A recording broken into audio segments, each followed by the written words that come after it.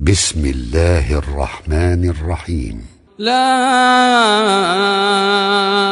أقسم بيوم القيامة ولا أقسم بالنفس اللوامة. أيحسب الإنسان أن لن نجمع عظامه بلى قادرين على أن نسوي بنانه بل يريد الإنسان ليفجر أمامه يسأل أيان يوم القيامة فإذا برق البصر وخسف القمر وجمع الشمس والقمر يقول الإنسان يومئذ أين المفر كلا لا وزر إلى ربك يومئذ المستقر ينبأ الإنسان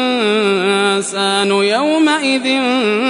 بما قدم وأخر بل الإنسان على نفسه بصيرة ولو ألقى معاذيره لا تحرك به لسانك لتعجل به إن علينا جمعه وقرآنه فإذا قرأناه فاتبع قرآنه ثم إن علينا بيانه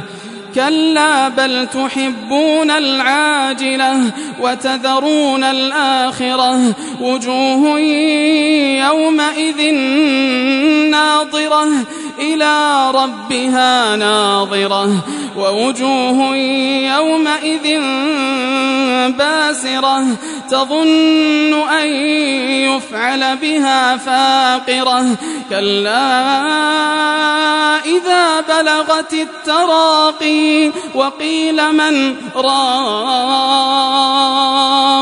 وظن أنه الفراق والتفت الساق بالساق إلى ربك يومئذ المساق فلا صدق ولا صلى ولكن كذب وتولى ثم ذهب إلى أهله يتمطى أولى لك فأولى ثم أولى لك فأولى أيحسب الإنسان أن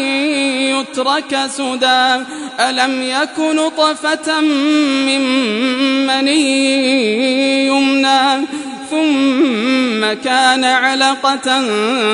فخلق فسوى فجعل منه الزوجين الذكر والأنثى